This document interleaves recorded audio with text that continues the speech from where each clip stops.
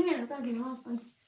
Mám Južo. Jo, Lukáš, na tohle se podíváme za 10 let a řekneme si, jaký jsme byli kokoti.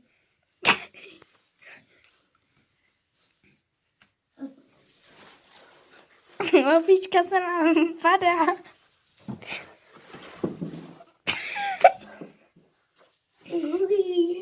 Udělej to znovu.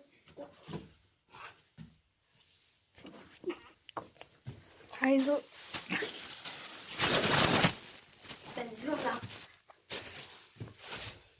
Teď co je tak pěkně, ale na mě prdeli, vole, musíš natáčet.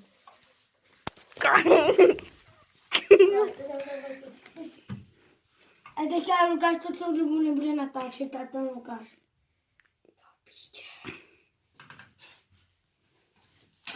Má